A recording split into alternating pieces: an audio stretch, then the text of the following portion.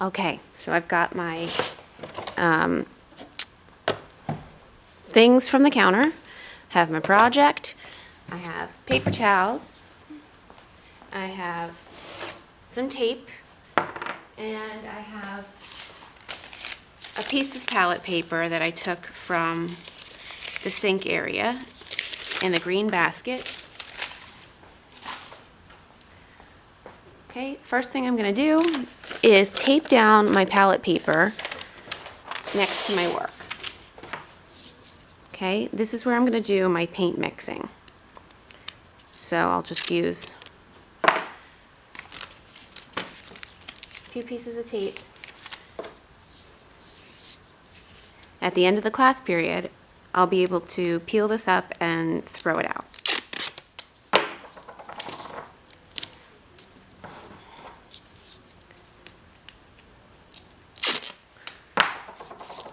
Okay, here we go. So there's that, shiny side up. Okay, and then I go to the table that has the color that I want. So I'm at the pink table. Okay, and I'm sharing this with everybody at my table. This, okay? We don't want to contaminate these colors. So at your table, you'll notice that you have all of these little tongue depressors. We're going to use these to scoop paint out of here and put here to mix. Okay, we don't want to use a bazillion of these, so as I'm working, I'll use my paper towel to just wipe this off so I can kind of use it again if I need to. Okay, so I'm going to start by getting a little bit of pink and putting it on my palette paper. And then I'm going to use my paper towel to just wipe this off.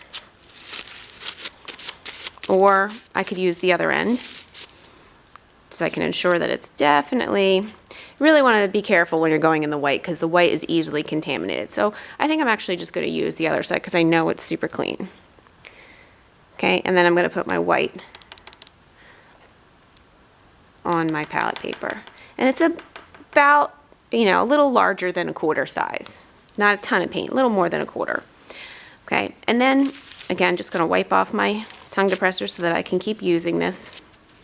And then I'm going to take the color and put it into the white. We never try to put white into the color because white is pretty weak and you need a lot of white to keep it on the light side. And I'm trying to make a tint. A tint is color mixed with white. So I'm putting my pink into the white instead of putting the white into the pink. When we're working with black, we do the opposite. So there we go. It gets a nice tint. And I take my brush. Now, I want you to be careful about how you paint too. I gave you flat brushes for a reason. Okay, we have these flat ends on our brush. And if we just zoom in here so you can see my work a little better and see the lines. Okay, I have this line here. It says a straight edge.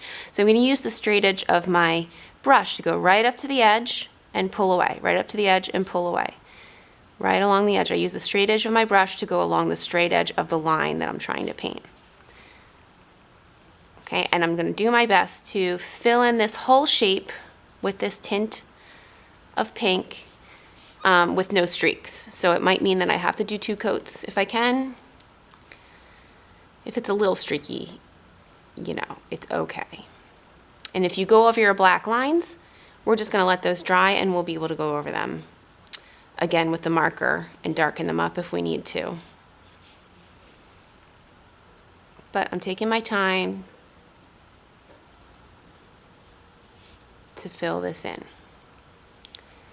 Okay, notice that my pencil lines are very light and yours need to be light too, otherwise the paint won't cover them, especially if you're using a tint. So I'm done with this pink, so I'm going to use my water cup and I'm going to rinse out my brush. I put my brush all the way down to the water cups, all the way down to the floor, so I can really get it clean. And then I'll mix up another color. Let me back up here. Now that was a tint. We're also going to do shades. Shades are your color mixed with black. Okay, so black can handle a little bit more contamination. Not that you should be contaminating it with different colors, but it's not quite as big a deal with as the white, because black is a really strong color and it overwhelms other colors. So I'm only going to take a tiny bit of black. Okay, maybe scrape off the rest there. Someone else can use it. Now I'm going to wipe off my stick real good. Maybe even use the other side to get some white. And I want, or pink. So I want a good amount of the pink. I could really use that pink actually. And I'm just going to take just a dot of that black and mix it in, and it's going to make a huge difference. So black is a really strong color, white is a really weak color, so that's why we're handling these in an opposite way. And just put my stick on my palette to keep it from making a mess on the table. Okay, and the same thing here. I'm going to use my brush the same exact way. I could just go to any other spot and start filling it in. Okay, and if you want this is going to come out lighter, you know, because that's how tempera works. We could maybe do 2 coats, but we're just going to do our best to make it as streak-free as we can. But streaks are going to happen, and that's okay. So just do the best you can, and if you need to, you can let it dry and then do a second coat.